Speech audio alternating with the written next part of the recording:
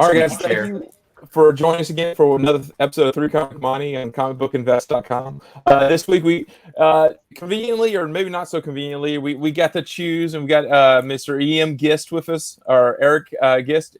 He is, if you don't know his stuff, you have not been reading Dark Horse, or you have not been seeing some just ridiculously scary horror covers. I don't know if this is your niche, but you do some great stuff that when I started following you, actually what really drew me in was your Instagram image, which is that Moon Knight that you did, which is just ridiculous. Which is, by the way, a perfect time to talk about it because Oscar Isaacs was announced to be, which we're all really stoked about that as well. So, but just tell us a little bit about you before we get just jumping into the show.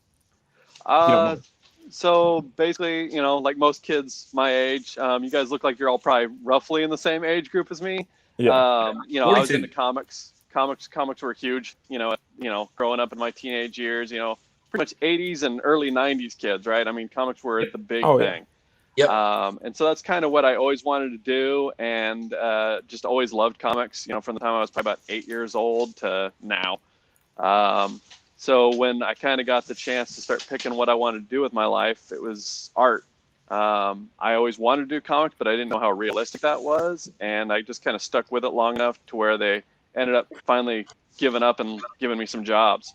And that ended up being covers. I just kind of have more of a knack for single image storytelling. I'm okay at sequential stuff, but I think single image is definitely more my thing. So that was kind of mostly it. I went to a small school called Watts Atelier of the Arts, and actually I teach there now, and it's in Encinitas, California. It's just a small private studio art school, not even like everyone will see it online or something, and they think it's like this big school. It's just a 2-room school that, you know, 15 student classes. We run about 30 classes a session, thereabouts. Mostly teach life drawing, but a little bit of everything. And that's where I got most of my art education. And I don't know kind of how familiar you guys are with painted comic illustrations. I know it's kind of a niche thing. You're talking to Mr. Bronze Age. He's a Conan Red Sonja fan extraordinaire. Yes, and thank you for last week's cover on Conan. Yes. Yeah. That's such a kick to get to do Conan. I mean, obviously, pretty much every artist in the world or every illustrator wants to paint Conan at one time or another. And I got to paint him for quite a while. So that was cool. And there's more coming. So, but I'm off being the regular artist as of 18, but then I still have quite a few others that are coming out, as well as some stuff that hasn't been announced yet that is not comic related, but should be fun. Cool. You got your Nullified one got announced 3 weeks ago? Yeah, Nullified Conan is ridiculous.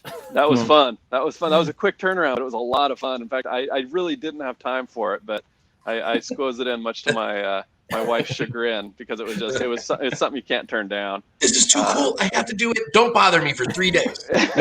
Pretty much. The nice thing was, as soon as I was done, we already had a vacation timed. So it's pretty much I got it done, turned it in, and we left on vacation for about 4 days. So it worked out. It worked out okay. Nice. But anyway, the reason I brought that up is that my teacher, Jeff Watts, and now one of my best friends and my boss as well, his teacher was Glenn Orbick, and he did a ton of comic covers in the 90s, a lot of stuff for DC. There's kind of the semi-famous one of Impulse, and he's drawn a mustache on his own wanted poster on the wall back in the 90s, and he did that. He did most of the pulp noir covers that DC did back in the 90s. I do remember some covers. Of those, yeah. He and his wife did all those, or partner, life partner, did all those. Unfortunately, recently he passed away, but that was kind of my lineage, and I didn't even know that when I started studying at the school. But as soon as I saw Glenn's stuff, I was like, that's what I want to do. That's exactly what I want to do. Huge Phil Hale fan, same thing. You know, great painted comic covers. Alex Ross. So I always grew up kind of into comics, but as soon as I saw those guys, I knew that was, I was kind of like, I love comics and I wouldn't mind doing interiors, but whenever you talk to anyone who does interiors, it has to be your passion because illustration is hard. Comics are ridiculous. You know, deadline every day is nuts. So I didn't know that I necessarily wanted to do that, although I'd like to dip my toe in it. I don't know that I wouldn't want to be a monthly comic book artist. So I kind of get the best of both worlds. I do a cover and then get to move on to the next thing, which is kind of perfect for me. So that's most of my story. And then I started off, my first comic work was for Boom when they first started up. I did a cover for them, and then eventually through Guillermo del Toro, I got to do some Dark Horse covers, and then that led to a little bit of DC work. Yeah, those Strain covers are fantastic. Oh, they are. That was a kick. That will pretty much, no matter what happens in the rest of my career, working on the Strain is going to be a highlight of my career. That was just because I was a huge fan of the novels before I even got to do the book covers. So when they contacted me, in fact, I thought it was one of my friends pranking me when I got the email. I literally looked up the email and made sure it was actually Guillermo del Toro's email, and it was I didn't believe it, and for about a month I didn't believe it. So when I finally actually got doing them, it was pretty much a highlight, and I think always will. I can't imagine what I would do that would supplant that as being a highlight in my career. So that's awesome. So you shared with us, and we're going to show the slide, and we're going to sort of do. You talked about the game, and we're going to sort of the game. We're going to talk about go around robin talking about the books that you chose. You gave us a topic, so sure. Pete's going to throw it up so everyone else can see the topic that you chose. Okay. So our topic for today is possession comics. So what is that one you chose? Alien or demonic? Yeah. Dealer's choice. So Eric, why'd you choose possession? Well, I mean, obviously you got a horror background, but that's a big part of it. I have a horror background. Comics and horror movies are pretty much my two things that I'm into. I mean, I'm pretty much into anything that would be a part of nerd culture, but horror movies and comics are my big things. I was watching slasher movies when I was way younger than I should have been watching slasher movies. Weren't we all? I mean, yeah, right. Yeah. In particular, when I was young, two of my best friends, they were brothers, and their parents got divorced, and they moved in with not in with his grandpa, but they had sort of a granny flat or loft. I don't know what you would call it, but they basically had this sort of add-on to the house that they pretty much was theirs. I mean, their mom lived in the main house with their grandpa, and then they had this sort of, like I said, sort of a granny flat that they lived in. And we walked into the local VHS store, and the guy that was working there was 18. He didn't care what we rented. So we pretty much rented, Nightmare on Elm Street, Friday the 13th, and we'd just bring them home and then just watch them pretty much for 24 hours straight in their granny flat. And I was probably, I don't know, 8, 9, 10 years old at the time. And yeah. Yeah. Well, I mean, I say that, but I was watching The Godfather when I was like 7. Yeah, right. And what's honestly, the difference? My parents probably wouldn't even, or at least my dad wouldn't have cared that much. I mean, my dad took me to see Alien. I mean, I don't think it was first release of Alien because I would have only been, 4 or 5 when that came out. So it definitely wasn't first run. But, back when we were kids, VHS wasn't really a thing yet. Even cable wasn't really a thing yet. So they re-released movies in theaters. Popular movies in theaters all the time. So it was probably second or third run. So I was probably 7, 8 years old when I saw Alien for the first time in the theaters. And my dad took me to see that. Yeah, right? So two of my biggest favorite movies, maybe my 2 favorite movies would be Alien and The Exorcist.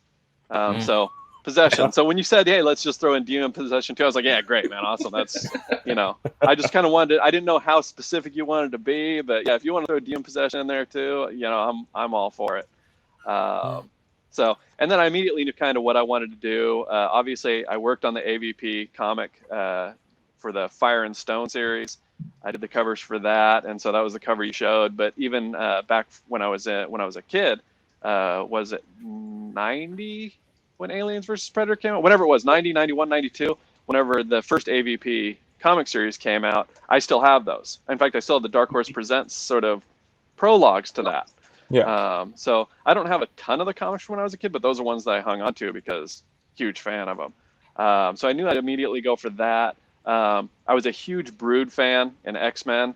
So that always freaked me out when I was a kid. Especially one of you even showed the cover, right? With the Wolverine one. I don't remember what number that is, but I think it was Silvestri that did that, and it's got Wolverine getting possessed. that comic freaked me out when I was a kid.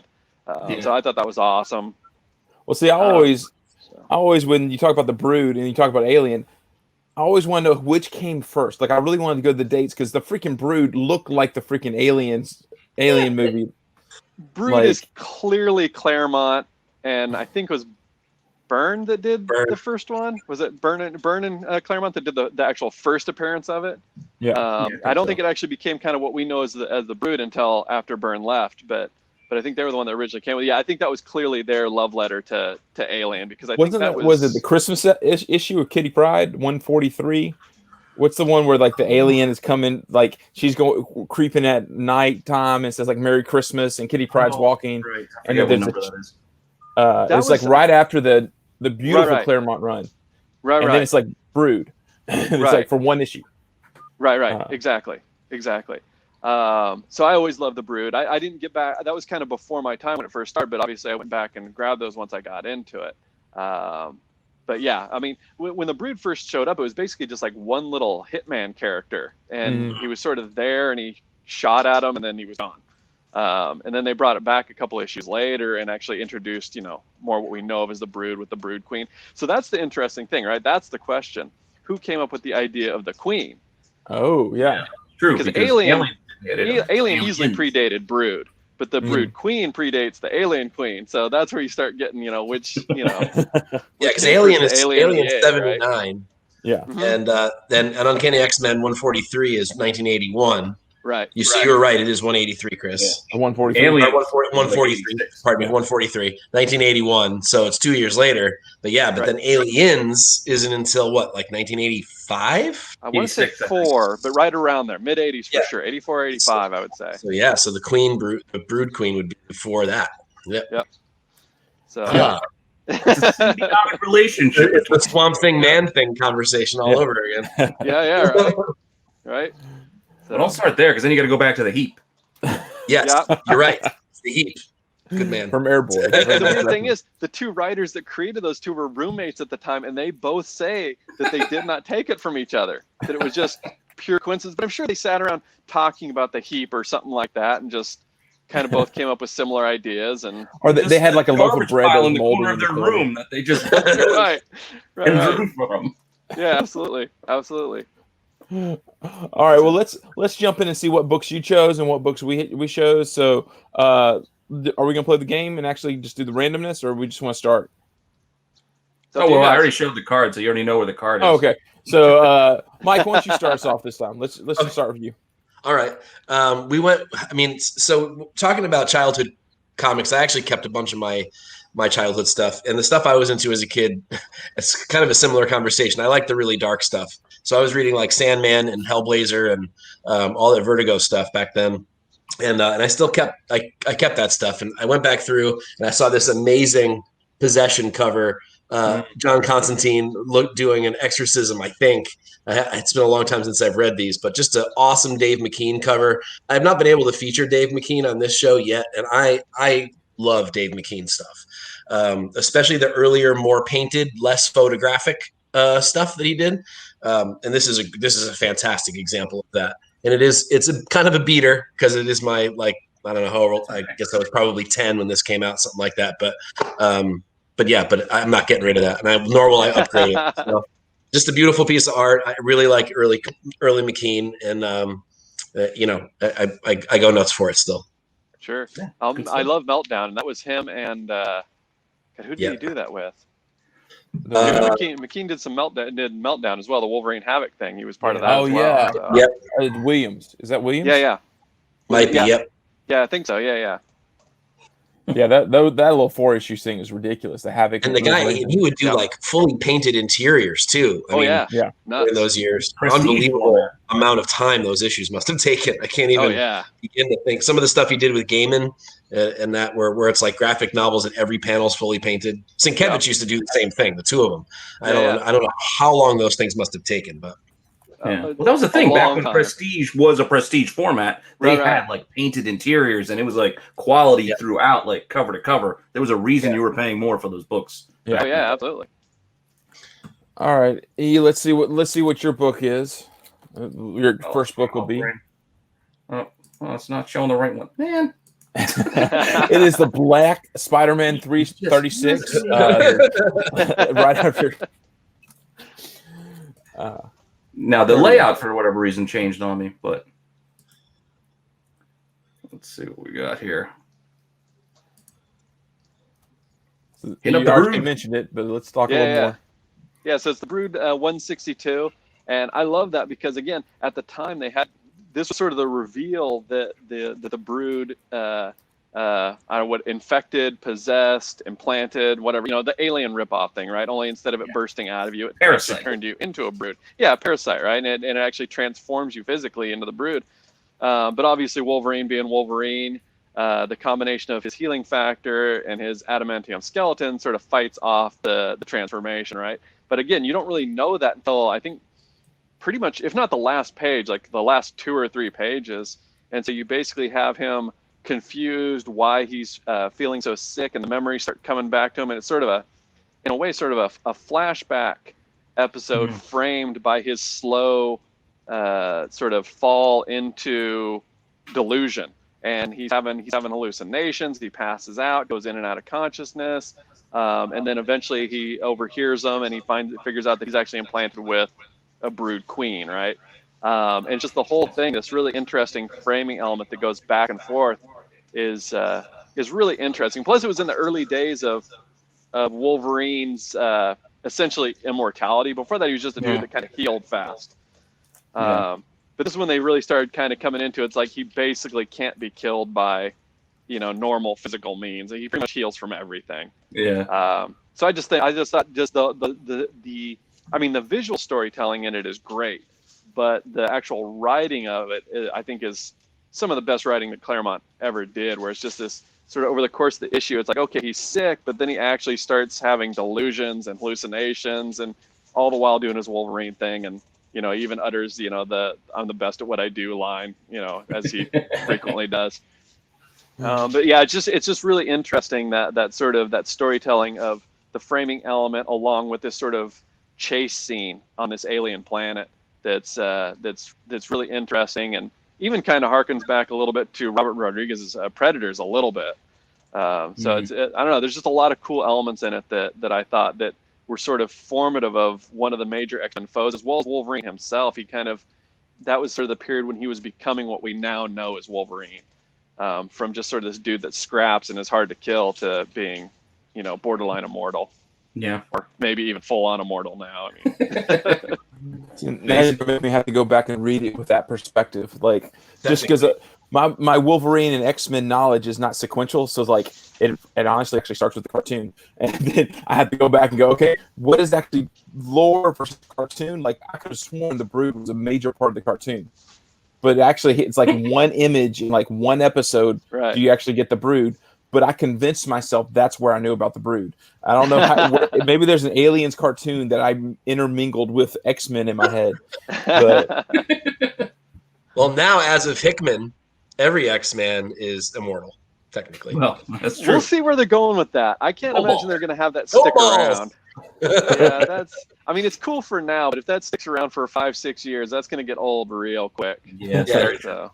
Yeah. Although I do like that whole idea behind X Factor that they're doing, that they actually have to go and prove that the person's dead. I think that's a great premise for a comic. Yep. Oh yeah. All right, Pete, what you got? Well, let's see here. Well, I'm going to stick with this theme as we were talking, because I do have the 234, and even though I used this on, I forget what category we did back on the old show or old version of the show, I had to go with this one because this is just a gorgeous image that Silvestri gave us, with the Brood basically taking over Wolverine, to a point. It's just fantastic. I don't know. I just can't get this image out of my head, and every time I find it in a dollar bin, I buy it. So I've got to have like 15 or 20 of these things in varying condition. I don't care how beat up they are. I get them every time. Well, it's that one. Here's a Portuguese version of the same thing, just because you got to show it as well. But that cover, and then it was the one with him on the cross. Like, both of those are not worth anything, but you always grab it because maybe 250 or 251. I think that one is. I think you're right. It's just something about that run. Basically, anytime Wolverine's on the cover from 130 to ever, you buy him just because it's Wolverine. Well, there's a reason why Silvestri went to Wolverine after he left when he left That's very X-Men. I mean, true. clearly one of his favorite, if not his favorite character. Oh yeah. So very nice. Okay, well for myself, it's slightly different view. Go I'm gonna Brood? go with Black Hammer and Justice League with Starro all over the cover. Sorrow. Mainly because in the story, like it's a crossover event, but it's Jeff Lemire who does these just great little, but it's a great crossover between Justice League and Black Hammer world that he created. But in this issue or whatever, look at all the little stars, the aliens, and they land on the head. That image you get all the time now of the brain sucking alien sitting on top of the head. I think actually a Conan cover just had this freaking. I didn't read the issue, so I have no clue if it had anything to do with it.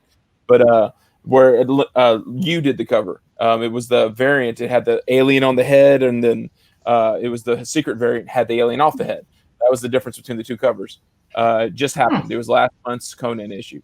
So of course there's like 7 or 8 variants for issue number 13 or 12. Right. So it's hard to keep track of them all.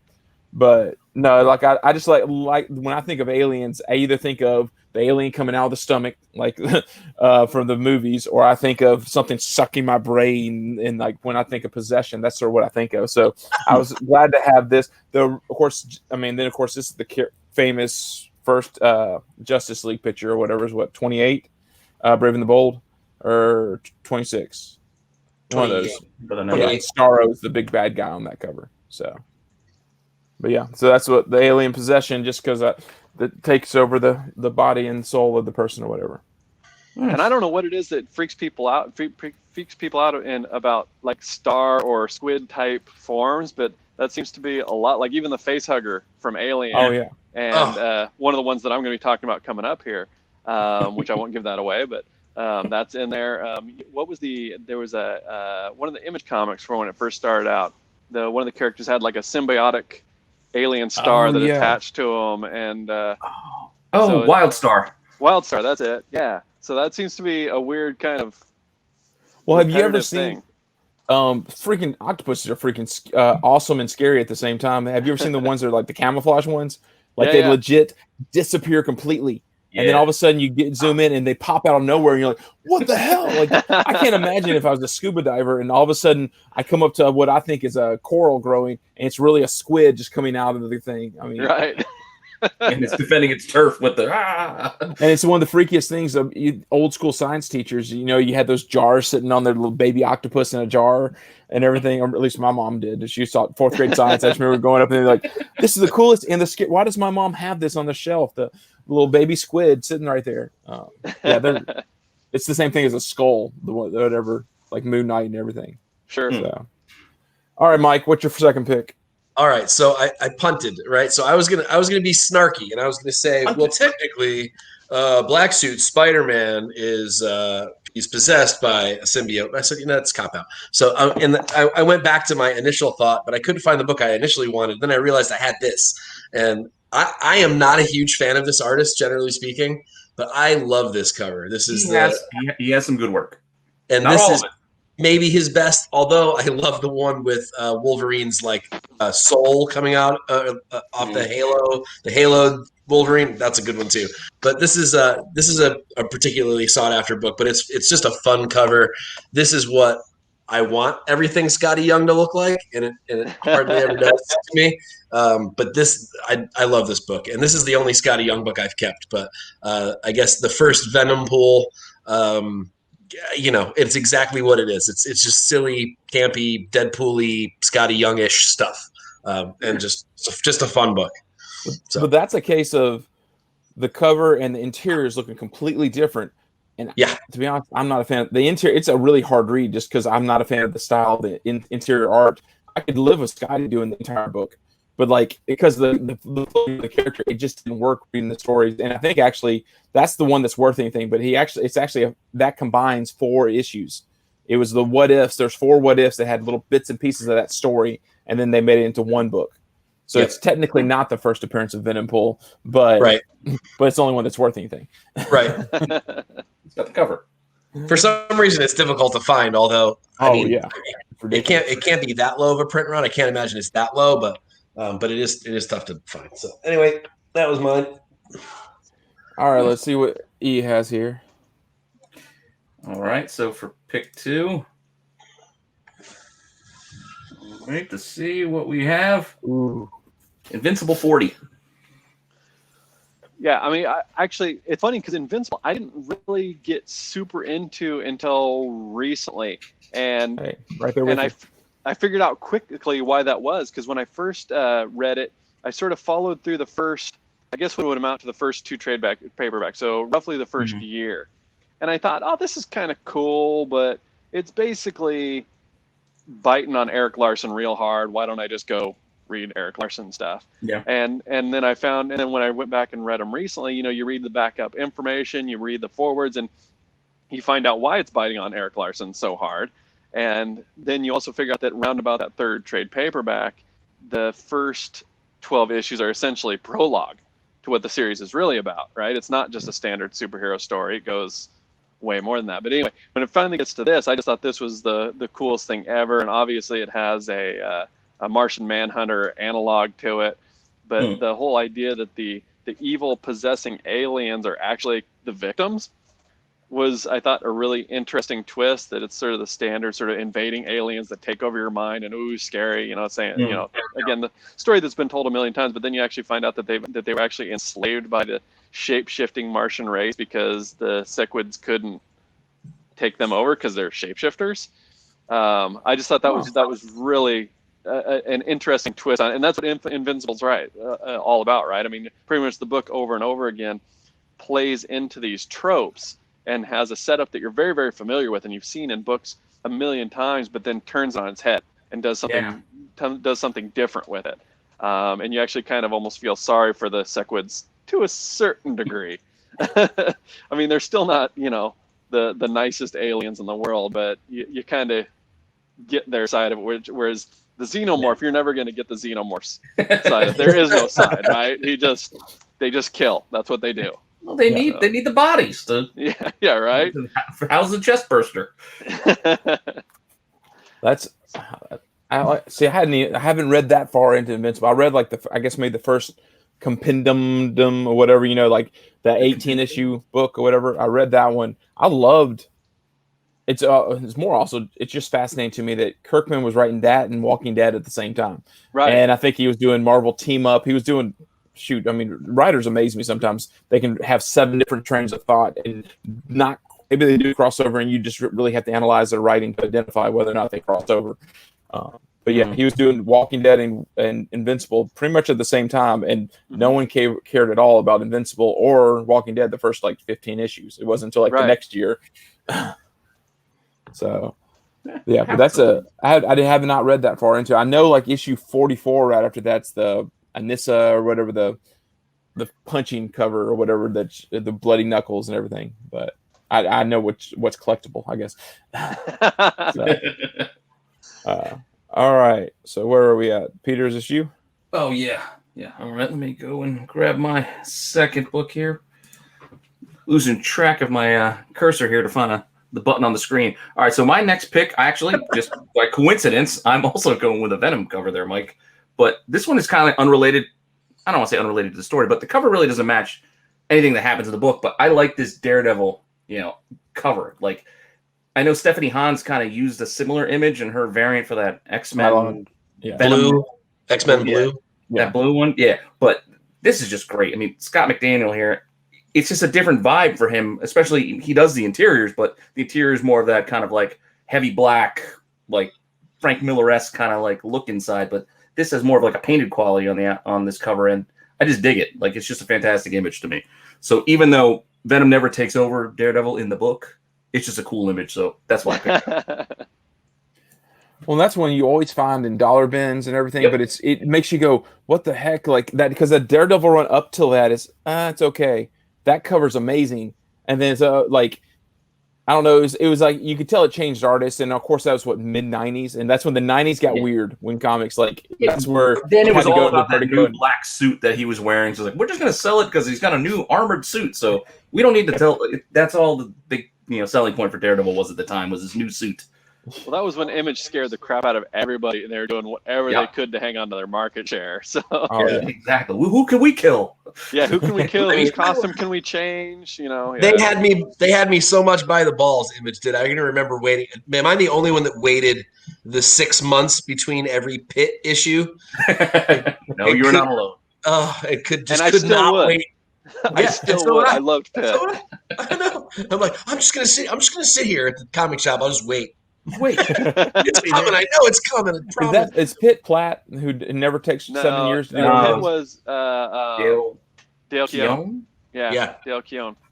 What was Platt doing? Was he doing Profit. Profit. Platt That's what did he was doing. Profit, and then he did part of the Fighting American for Liefeld. I mean, that was when it jumped over to Yeah. Awesome.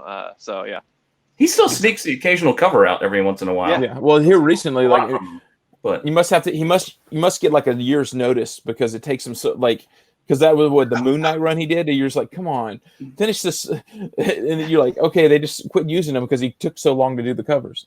well, it's so detailed. Like the line. I mean, they're fantastic. Lines he puts in there. It's just. and from what I understand, he works huge, like Oh, does he? gigantic. Yeah. Okay. Yeah, I mean, I don't know if that's still true, but I know back in the day he would do the twice up instead of only Okay. 1.5. He would do actually twice up, like Eric Larson's doing now.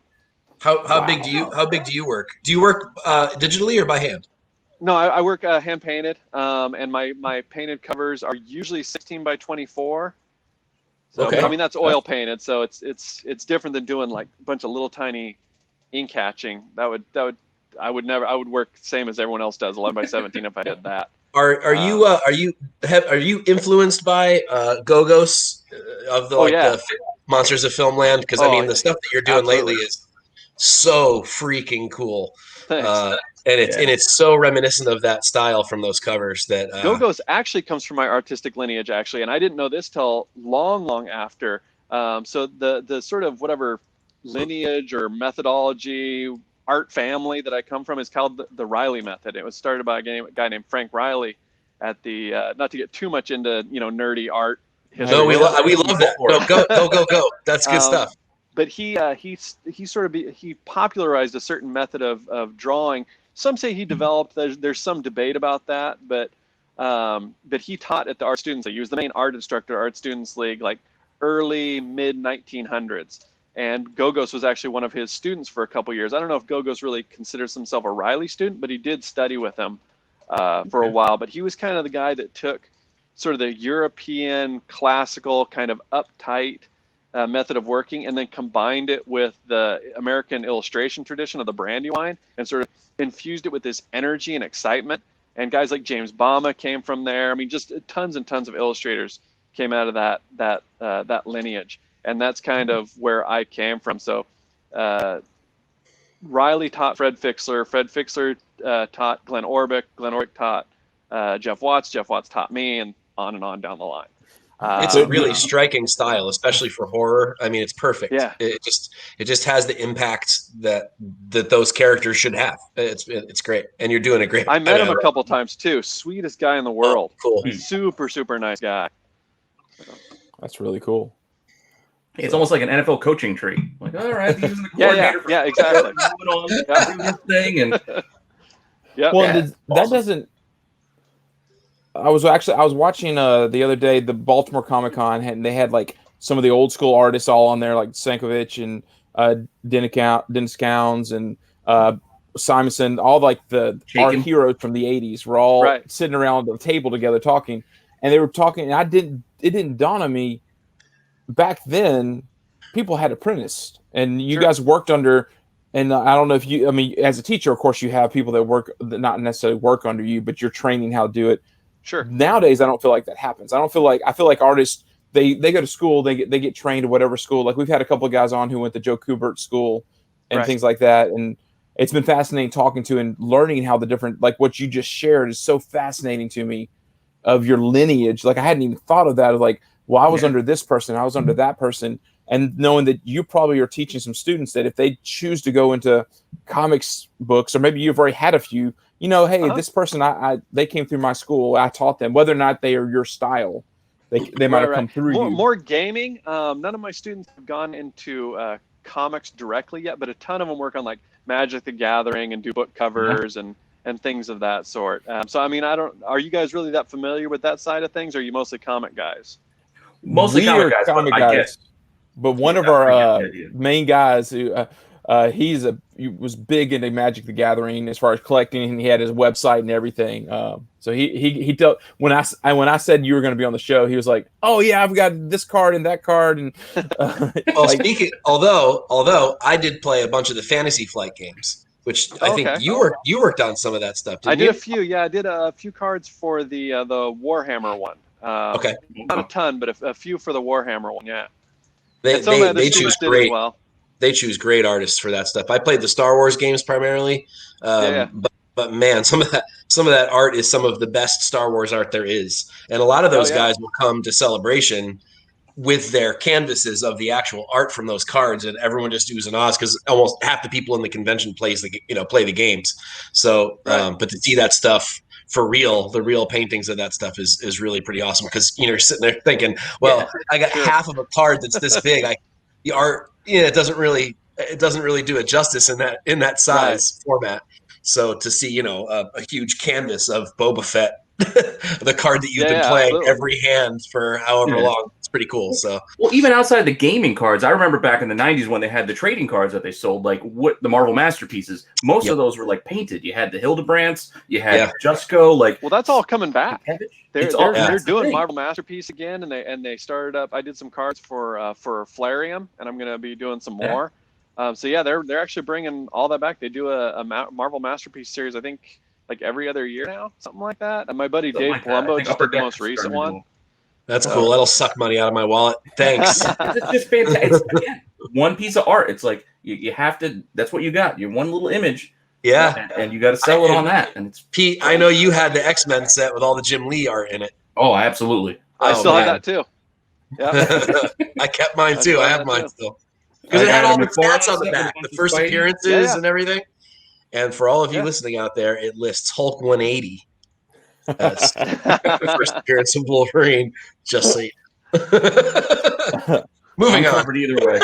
Well, right before we move on, so how does it feel though that you said you make these paintings in 16 by 24 or whatever size, right? And then to go and now it's this big. Everyone appreciates it now. It's the size of a big. Like Mike said, sometimes it doesn't do it justice. Like, have you ever gone? Oh, that was a lot of work for. I can't even tell it's a tree anymore, or whatever it is. For cards, I generally paint a little bit smaller. Magic, because there's such a great aftermarket for it, and I don't do a ton of them, so I can still do them pretty decent size, but not quite that big, but right in that range. When I do the cards, those are usually like 11 by 14, 12 by 16. I'd love to do them bigger, but they usually, email you up and say, hey, we need 11 cards. We need them in 6 weeks or whatever, 8 weeks. Yeah. So I would still love to do them each, cover quality. There's just not the time to do it. So yeah, those generally end up being a little bit smaller. You got to lose a little bit of that detail too once you have to shrink it down so small. Like a lot of the work you put in doesn't get to shine through. Yeah. So I mean, so why even at that point if you're going to lose it anyway in the transfer? Seems like an awful waste of time, especially with a deadline like that. The aftermarket. That's why you do it. You can sell that piece. Yep. Someone will come to a con and buy a poster or a print, and they've got that little extra information there. Or someone wants to buy the original, and so again, it's just kind of bringing. It's the same thing. I mean, I don't know if you guys have ever seen any of Norman Rockwell's paintings in person, but they're so much nicer than whatever was ended up printed on the cover. And you do it partially for yourself, but you also do it just mostly for yourself, really, to be honest. And if that leads to an aftermarket value, then great. But at least the Saturday Evening Post was a big magazine. So right, but his paintings are big. His paintings were like 30 by 40 sometimes. So he painted really big. But yeah, you're right. I mean, the Saturday Evening Post, like you said, at least that's a good, good size. A lot more real estate than a Magic card. Right. Oh, that's true. All right. Well, I'll finish off our second picks here. Once again, I'm going for inside the book more than outside. This book became popular mainly because of her. Oh, wrong side. Because of her Galactica, the female Galacticus. But this is I grabbed this because of Elsa Bloodstone on here. Not Elsa from Frozen, but Elsa Bloodstone. And this issue is weird and disturbing and awesome all at the same time. But the big thing on the issue is she gets infected with a demon alien, and she's basically impregnated, sort of like, and then she basically pukes up the baby. It's just wrong, like in all sides. And she goes through that entire process and it goes through detail of like what's happening to her and why she's getting rid of it and everything. But such just a messed up story. And I've been high. I know, Pete, you've been high on Elsa Bloodstone being just, when are they going to use her? She's a fantastic character. All these monsters, I can't wait until Werewolf by Night takes off again, and they bring Frank Drake back for Tomb of Dracula, and just all these great characters that they're hinting at. I mean, shoot, you did those great Ravencroft covers, that Goblin one, and you could tell Marvel is just trying to see if they can push horror out again, and I'm so excited. Absolutely. Yeah. Well, was Elsa in? She was in something recently. Was she in Wolverine, or was that a different character? Yeah, she was in Deadpool. That's what it was. Yeah. He married Deadpool, or not married, but they did 4 issues when he was King of Monsters. Right. Yeah. But it wasn't quite it didn't give that scary feel. It was that comedy. But there's a beautiful cover, the Coppertone cover, that I don't know where it features her, and Deadpool had the old homage to the Coppertone getting the bathing suit pulled down. Right. But yeah, that one's there. But no, she was in that, and she was what was she in after? Oh, then she had her own little Legion of Monsters when they tried back 2011, 12 when what's his face that became really hot there for a second because Jared Leto was holding up the book while he's walking through Morbius. And everyone, oh my God, they're gonna do Legion! That's right. The newer Legion of Monsters. Yeah, the newer version. That one that has that awesome Greg Land Satana cover though on in that same run. Yeah, love that cover. Like that's yeah. So, but that's the one after it. So if you could pick a Marvel monster, who would you be the one you'd want to do? You mean for just a one single illustration, or to be the regular cover like artist? To do like a 5-issue run or a 4-issue?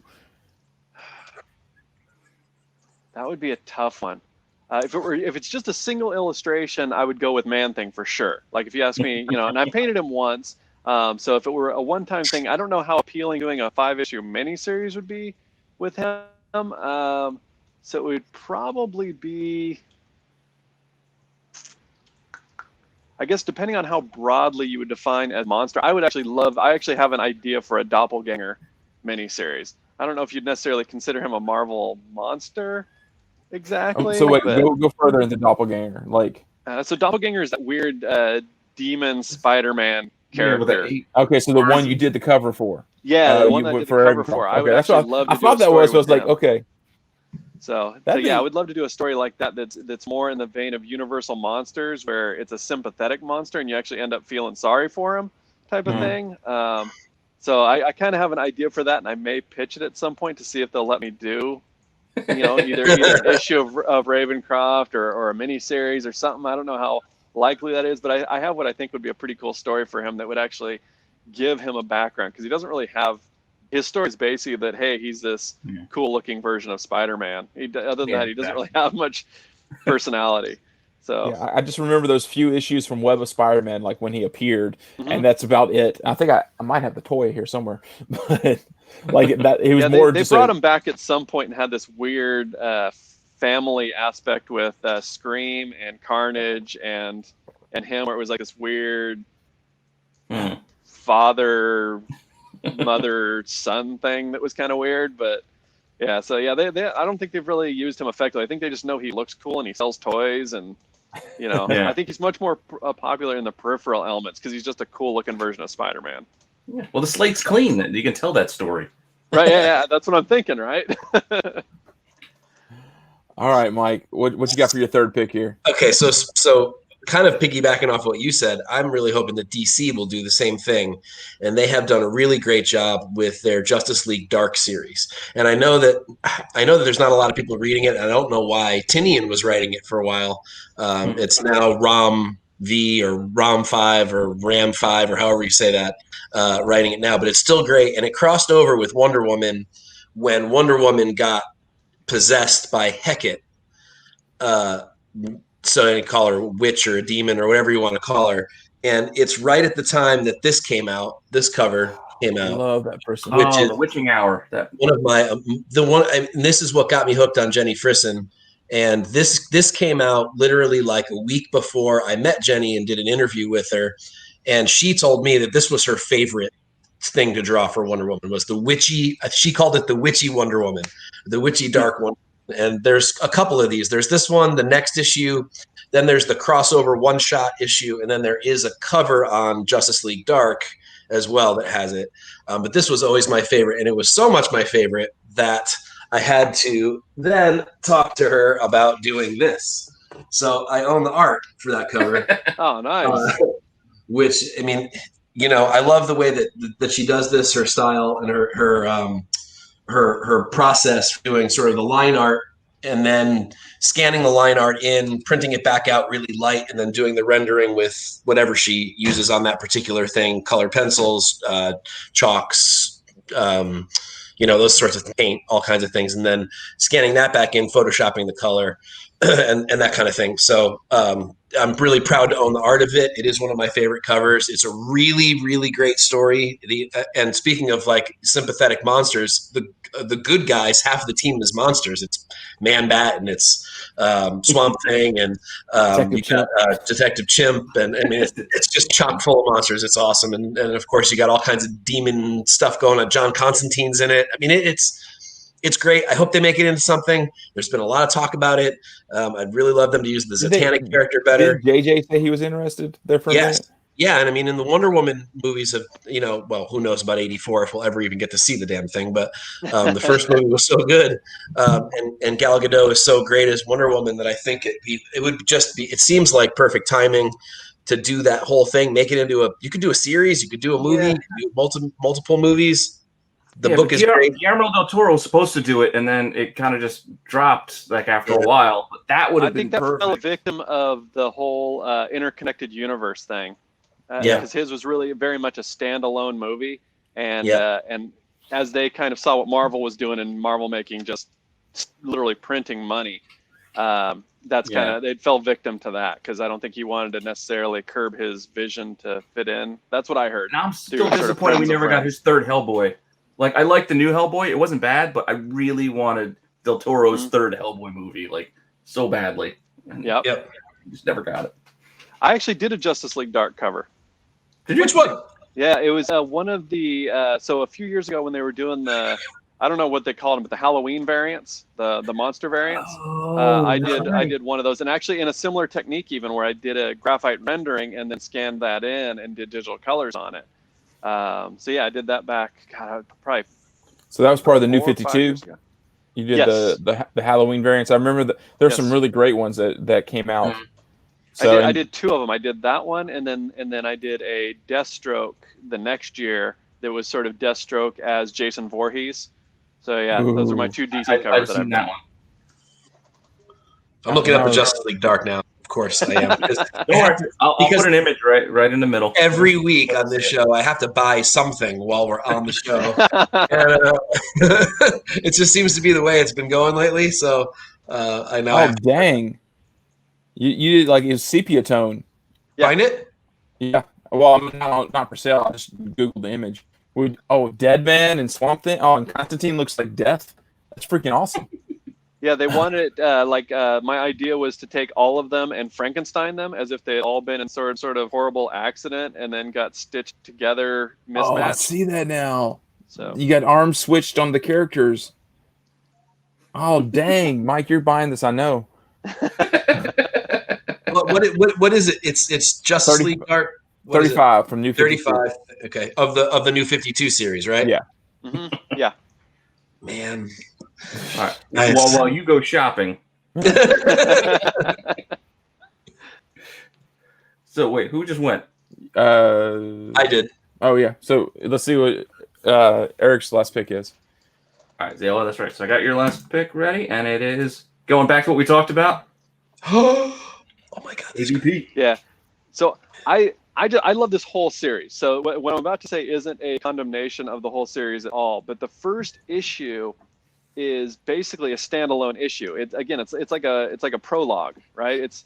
it doesn't really get into the main characters of the series at all, but it's basically two humans having a discussion about the proper place for humans in the universe, right? Are we too reliant on technology? Are we just going in and sort of harvesting these planets without giving any thought to the damage we might be causing to, a lot of stuff that gets talked about now? Like this was, whatever, 25 years ago, 30 years ago. And it's interesting because it sort of starts off almost, I'm sure it was on purpose with the writer, but the character is inadvertently drawing parallels between the human race and the xenomorphs, essentially calling us parasites. That we're just kind of going through the universe. We infect a planet, use it for what we want, and then leave. Yeah, use up your resources. Right, and the other character ends up again. The writer's doing it on purpose, but the other character inadvertently compares us to whatever the Predator's real name is. I can't remember what they're called. We'll just call them Predator.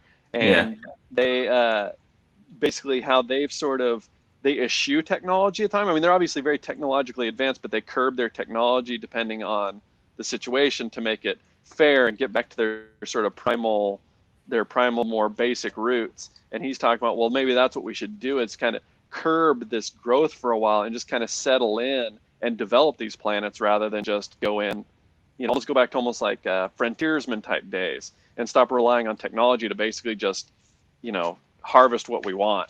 And he talks about, maybe she's going to get out of the whole, space game and settle down on a planet and, become a farmer or whatever.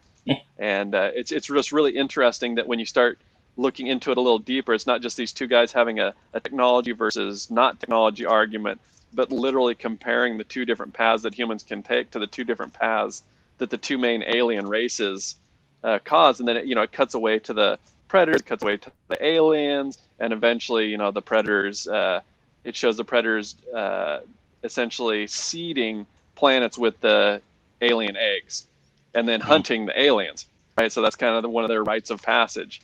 It's just really interesting. And then the actual real story starts in issue 2, where you actually start to learn, find out about the sort of pioneers and the farmers, and that it actually gets into the actual story proper. But that first issue, you could literally just read that issue, and it's sort of a self-contained little vignette. And I just think it's an amazingly deep piece of writing for 1990s comics.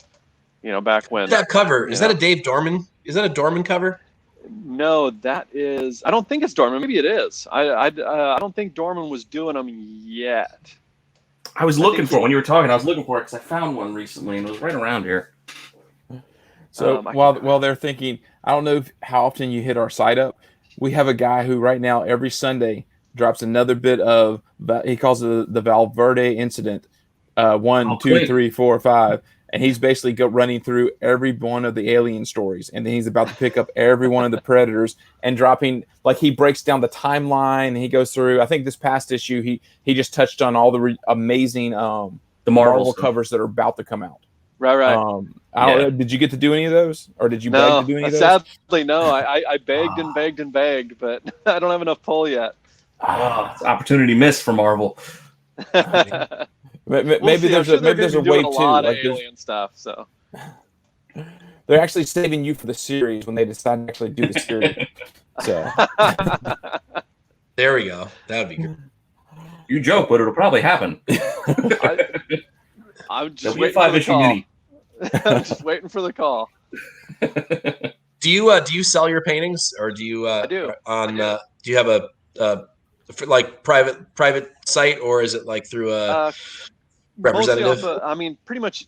I have my Instagram. If people contact me on there, but if where I list them for sale is actually on Comic Art Fans. Oh, so I've got a gallery on there, and if you go on there, that's where you'll find them. So. Cool. I don't know when you're planning on airing this, but I'm actually going to have a 24-hour flash sale on Halloween. So I'll have 20% off anything that's in my Comic Art Fans galleries. Can we air this after that, guys, so that I can? Well, we will actually. It plans on dropping on Halloween, so it's actually. Perfect. Mike, there you go. Okay, cool. So I'll wake up real early. I'll go to Comic Art Fans in the morning. I'll buy what I want, and everyone can get my leftovers. And then he'll put new stuff the next day. And you're like, crap! I wanted the new You stuff. missed out. You bought the sale I stuff. desperately want one of those ones that look like the monsters from film, the famous monsters of film. Oh yeah.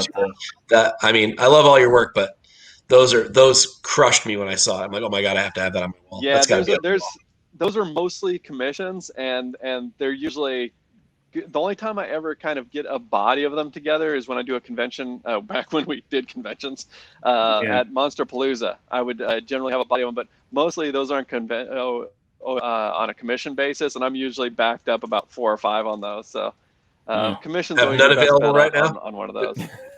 No, those sell faster than I can paint them, which is a good place to be. But yeah, people love the classic monsters, and I love painting them. So, but we'll talk after we stop pressing. After we stop recording, we'll chat. Yeah, you have a site too, and there's tons of fantastic images on your site too. Yeah, I need to update my website. I don't update it that often, just because it's so easy now with Instagram. It's such a easy, streamlined way to just constantly post whatever artwork you get done that I'm pretty lazy about updating my website.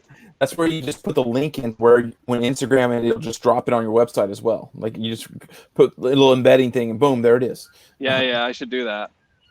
So, but no, that's all. Yeah, your Instagram's ridiculous. I love flipping through the different paintings that you have that when you post them, I'm like, oh, especially when you drop. Now that I know when you're doing these Marvel covers, because I buy mainly Marvel, I'm like, sweet. Now I don't have to go chase a Dark Horse book that I wasn't going to read because of the art. Now I can buy this one and read it. So right. But I see you got the Wraith in the background there too. You actually got one of the Wraith in the background. Oh yeah, I was so excited to track that down. I don't know. The story was okay, but I love this art. It was just so good. It's so good. With the motorcycle and everything. Like, what are you given? Like, hey, an issue early so you can sort of interpret what you want to do, or they just give you a look at that. Put your comic book away. I want to see this. Yeah, that no trade dress. That's much better without the trade dress. So for that one, I don't remember what they gave me for that, to be honest. I don't think they gave me much information on that. They basically just said, hey, we want, here's this Wraith cover or Wraith character who I wasn't really that familiar with, but now I love him. I went and read everything on him, and I think he's awesome. I think he's a great character, and now he's dead.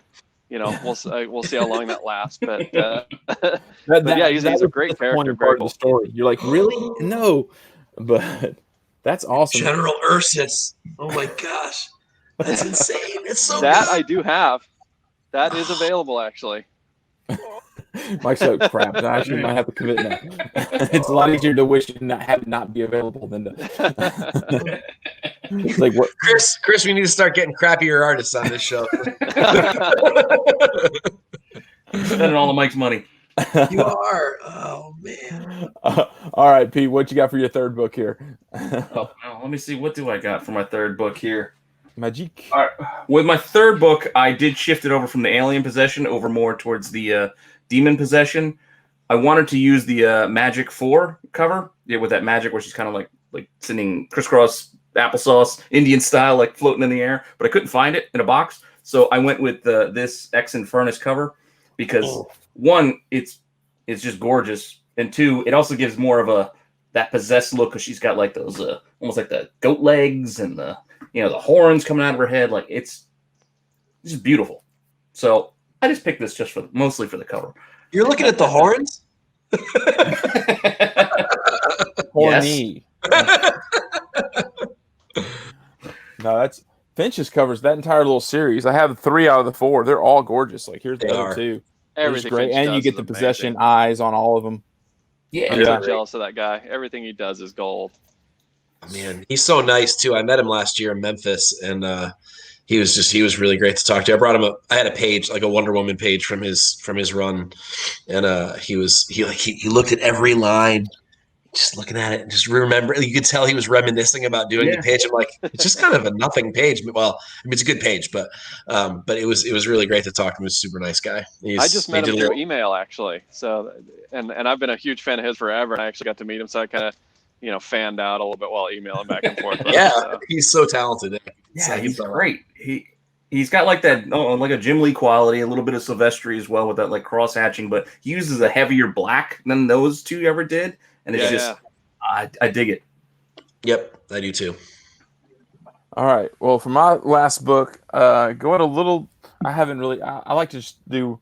So I'm going with a big size Superman, Fantastic Four, Alex Ross cover. Dan Jurgens. But it's Galacticus. It's basically Superman becoming one of the heralds of Galacticus. So when you talk about possession and everything, I sort of leaned on like, okay, well, all the heralds, they have that little imbued part of the Galacticus power, so he does possess them, and you have to. So, but I couldn't. I've always wanted an excuse to use this giant thing. These things are stupid books that have no place in a house because they don't fit in any box. So if you own one, you're like, well, what the hell do I do with it now that I have it? Outside of it being just a fantastic piece of art, and that's pretty much what it is. I think at this time Ross did this. He did the Kingdom Come books that were just giant ones as well. They're with the Great Wonder Woman and. Like there's like 4 or 5 of them from that Kingdom Come storyline, but this is just sort of fun. The interiors, of course, never as good as, but they're still really good. And you get what's the Superman, the Manhunter Superman, Henry Clay or the the cyborg he's in one, here.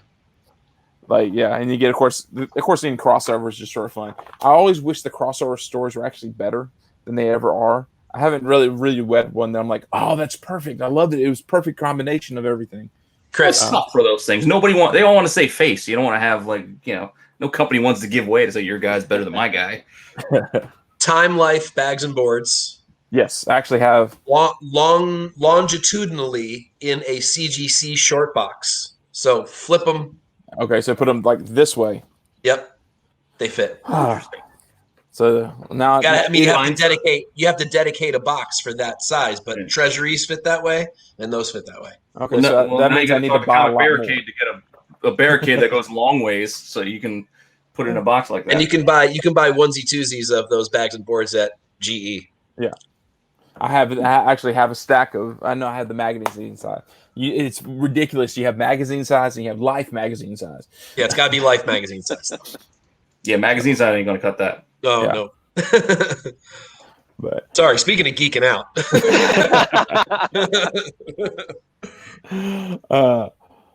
Well, E, thank you for joining us.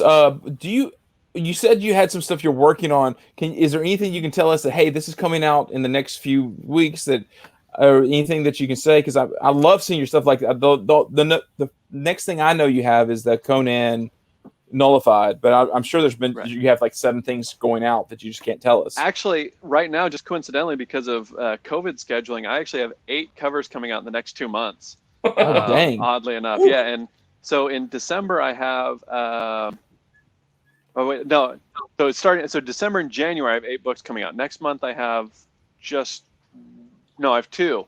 So I have Conan, whatever number Conan that they're on, I think 13, 14, 15? 16. It'll be 16 next. 16. So yeah, 16 for November. Whatever it is, whatever's coming out in November. It's either 15 or 16. And then I have issue 1 of the Stranger Things D&D that they're doing from Dark Horse. D&D? Nice. Yeah. So it's basically all the boys playing Dungeons and Dragons. So it's like a little side story. It's their characters actually in the Dungeons and Dragon world. And I think it has a framing element of the boys sitting around and kind of doing their downtime thing. So kind of similar to one of the old X-Men stories where they're playing basketball. It's just this sort of side story. So it's a 4-issue I love that stuff. X-Men playing basketball. Yeah, it's really cool. The book is great.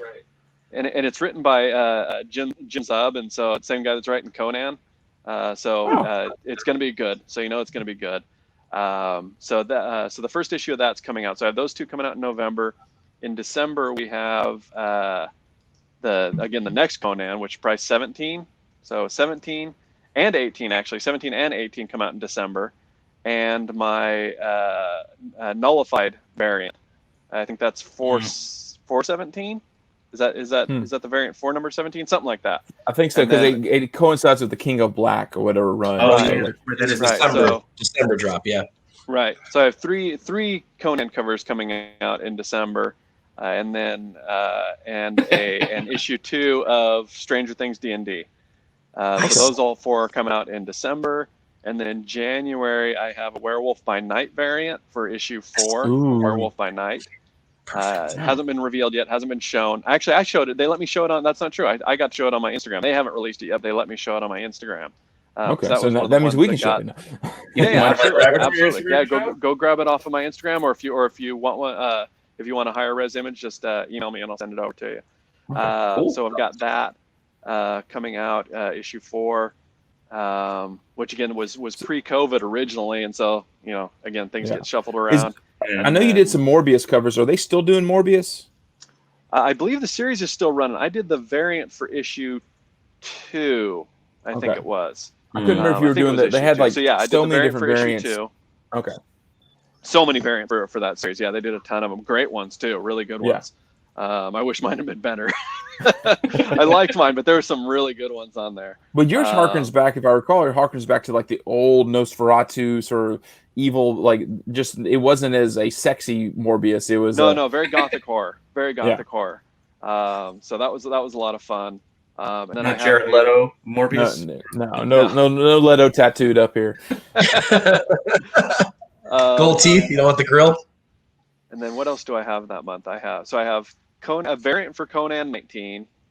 I have issue 3 of Stranger Things D&D. I have Werewolf by Night. Do you have any more of the Warhammer? Oh, and actually, this is a fresh hot off the presses. I am doing a variant cover for. I think I can say this because I think they announced that I am doing the cover, but I'm doing a cover for Savage Avengers with Conan and Deadpool. Oh, that's fun. So cool. yeah, that's literally what's on my easel right now. I'm finishing off this week, so that hasn't been shown yet. But I hope they announce my name. I think they did in the last preview guide. So those will be my 4 covers in January. So nice. Wow, so you're doing, and some of it's just because of COVID, but you've gone from your name is becoming, I guess, more like I didn't like when we reached out to you, like I loved your covers I'd seen, but man, you got like 1 every month now, or not 1 for every month. This is a freak thing. I mean, I can do 2, maybe 3 covers a month on top of my teaching. Maybe. I mean, 2, I can do pretty comfortably. 3, I start getting in trouble with 3. So 4, I couldn't do 4 covers a month. That's just several of those were COVID covers that are just finally now coming out. So plus we were way ahead on the Stranger Things D&D. So the first issue hasn't even come out yet, and I've been done with that for almost a month. Okay.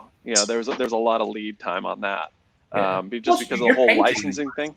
Well, yeah, you got to paint them, but whenever you have like multiple layers of approval, so because it's so much, we have approval for Netflix, we have approval from Wizards of the Coast, we have approval from IDW. There's a lot of layers of approval, so you want to make sure that you're way out ahead of that in case one of them goes, hey, we don't like one of them is going to. Yeah, we don't like that part of the image. You need to tweak that, and if you're painting it, it's not as easy as maybe digitally. You can, all right, well, I can clear this off, or you have to paint all of black. In fact, there are a couple of digital tweaks to those, but so I mean, I am capable of doing digital if I have to, and there are some digital tweaks to those. It actually usually wasn't things that they wanted taken out; it was usually things they wanted added in, because Netflix wants Stranger Things imagery in there. D&D wants to make sure that their stuff is, so everyone kind of wants. It's like doing a movie poster, right? All the actors want their head the biggest type of thing. So. So you enlarge here, turn here. Okay. Right. There are a lot of different masters to placate to. They were pretty minor changes. There wasn't anything. We didn't run into any major problems on it, which actually kind of surprised me a little bit with so many cooks in the kitchen. But no, it actually ended up being a pretty good experience, and I was happy with how it came out. So. Yeah, I'm just thinking of some of the artists we've talked to who've done things digitally. How they said, "Oh, it's easy if they say move the hand a little bit, that they can just kind of cut and move it." Whereas if you painted it, you can't just move it. You got to repaint the whole hand or whatever. If you want to have the original be the same, but if it's something like that, I mean, if I don't necessarily care or if I don't agree with it, I'll do it digitally and I'll keep the original the way that I want it. So that's awesome. And again, there's a lot of factors. When I say I don't agree with it, I don't mean that I understand their decision making, but sometimes it's like, oh, this needs to be moved because it's going to be covered up by the title, or whatever. Yeah. There's a lot of factors involved. It could just be easier just to do it digitally than it is to repaint the whole thing just for a slight tweak. Yep. Okay. Thank you for joining us. Thanks for you so having much. me on. It was really. we learned so much, and once again, we're spending Mike's money, so it's always good. I already bought my that money annual. too. I already bought whatever that Halloween special is already in the cart, man. Excellent. But yes, thank you so much. We're planning on hopefully Halloween episode. It was perfectly timed to have you on with all your amazing, ridiculous horror covers. It's great to hear a fan too. Like, you're not just doing this because you like. You're doing covers of things you like, and I love it. That's why we love doing the show, is when we get to find out this is your passion. You love talking hard. I mean, seriously, go to CBSI and read the Valverde incident articles on Sundays, because if you want to go nerd out, and we can connect you to the guy if you want to nerd out with the guy. He has alien knowledge. Like, he wears us out, but he's amazing. Clint is awesome. I love Clint. Yeah, he is.